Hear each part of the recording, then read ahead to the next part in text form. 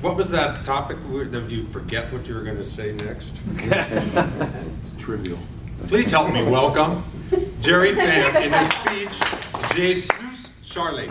He won't help you pronounce it. Jerry.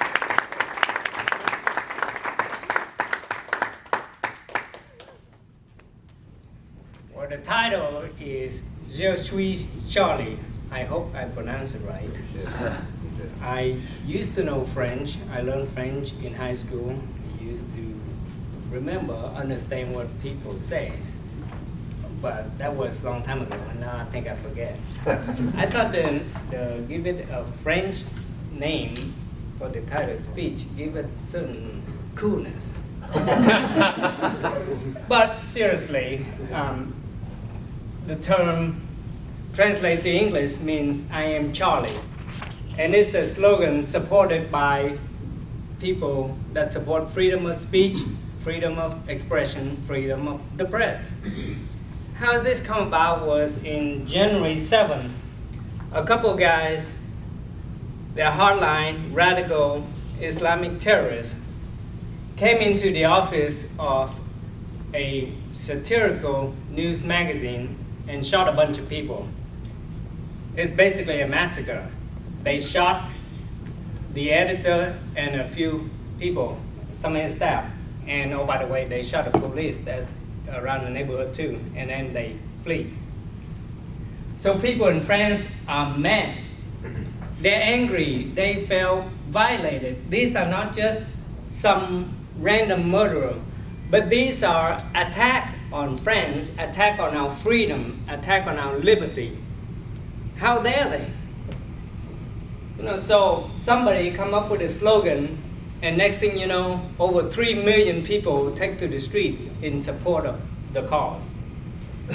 And France and the French people, they want revenge. They want justice. And as long as there are police force in France, we're gonna hunt them down and we're gonna bring them to justice. We're not gonna let them parade around Paris and poking fun about justice system like certain Boston Marathon bomber. So, well, hunt them down they did, and they shot and killed them. Now, being far away from the ground zero in Paris, like we are here, it might be easier for some of us to calm down and forget the action and rather think about it more logical. Like we're here, it's a lot easier for some of us to kind of let the dust settle and think about this logically. After all, this satirical magazine is the one that strikes us, lack of a better word. They're poking fun of Prophet Muhammad, which is a very sensitive subject for Islam, a kind of taboo. But that gives them no excuse for these terrorists to just kill people. You cannot just go around and shoot people because you don't agree with their opinion, you don't agree with what they say, what they print. The Pope is a very calm and reasonable man, kind of say this: you cannot just make fun of other people's faith. You cannot insult the faith of others. You do that, you can expect a punch. And of course, he doesn't condone the action, he condemns the acts of their violence, right? But there's a limit to freedom of speech, so he said.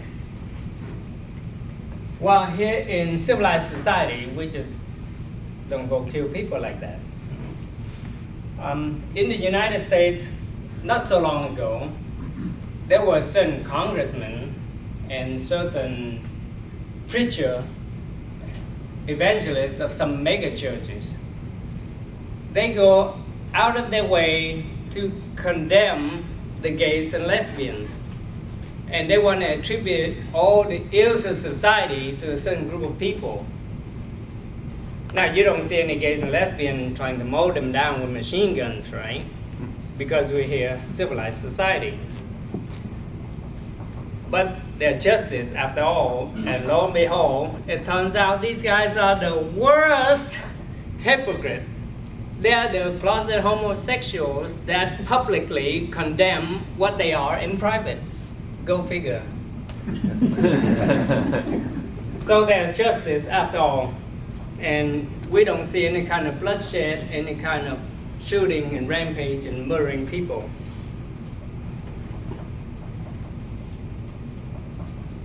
If you remember back in September 11th, how the hurt and the pain and the angry and the feel violent and all this mixed emotion. Similarly in France, even though it's not up to the level that we feel in September 11th, but all these various feelings and emotions that the French people feel, I guess it can be all wrapped up and encapsulated by the term Je suis Charlie. Thank you.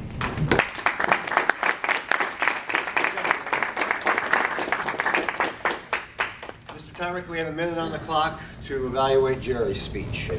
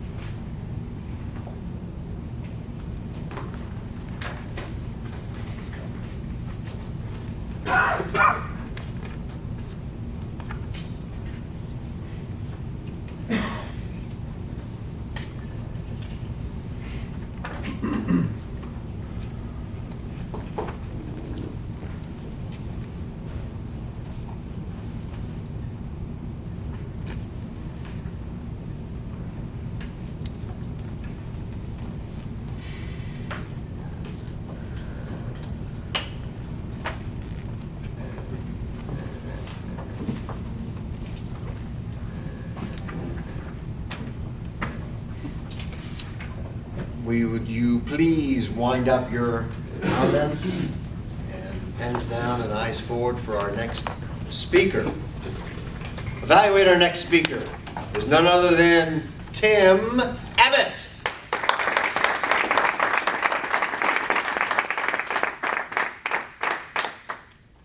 Thank you, Jerry.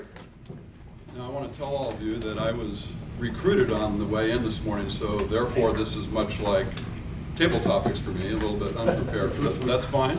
Luckily, who I am introducing is well known to all of us, our president, Jason Jordan.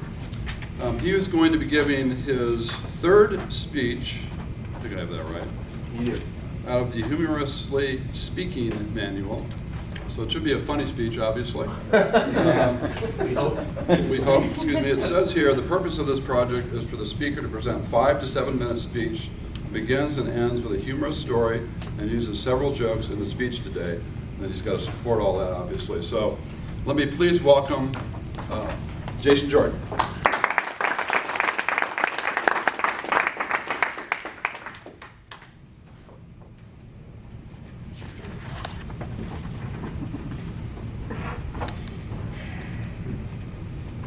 I remember my first time. I was in college. I was driving back from my parents' house, back to my school in Tennessee, driving through the hills of Kentucky when my car ran out of gas. Up to me pulled a car, the window rolled down, and a young lady leaned out. She smiled at me and said, "Can I offer you a ride?" "Sure," I said. I hopped in the car and she took me, my white knight, to get gas for my car. Afterwards, I said, "Can I take you out to lunch? I really appreciate you helping me." She said, "Tell you what, let me take you out to lunch if I can share something with you." Naively, I said, "Sure." Share something with me. And that was when she started drawing a pyramid. She leaned over seductively and said, "Have you ever heard of Amway?"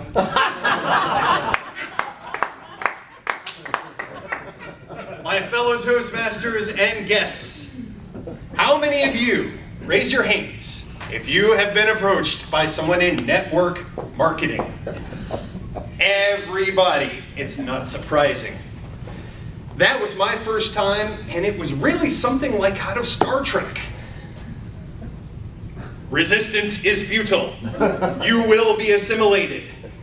That day, though, I managed to escape because I was in college and I was very poor and had no need of Amway products. But over the years, I told myself, I'm not going to get caught. Not. So I learned to see these people coming from a mile away. I learned by the telltale sign that they will never answer what it is they do for a living. You say, what do you do? And they always give you some answer like, I make dreams come true. What are your dreams? Okay, at that point, I fake a heart attack, wait for the ambulance to come pick me up, and then I've made my escape. Awesome. But recently, they found my weakness, my Achilles heel. Some of you have met her. Her name is Carrie. She's my wife.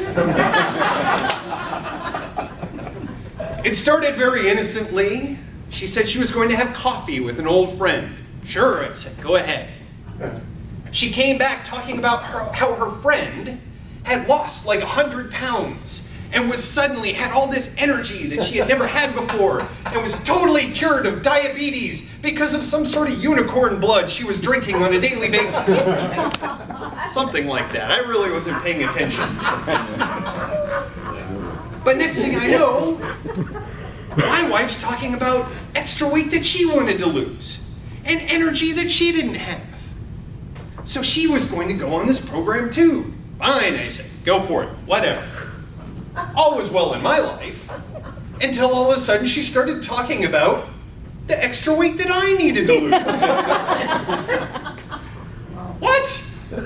And all the energy that I didn't have. When did this happen? I started feeling guilty. So she started talking me into going to a sales conference. This was the Isogenics National Sales Conference held right here in San Diego. Now I had been to sales conferences before. I spent 10 years in the field, I've been to many of these. I know how the program works.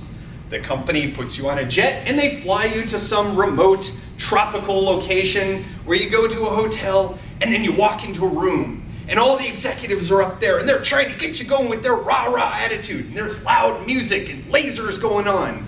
And the general attitude is, when is this rah-rah crap gonna be over?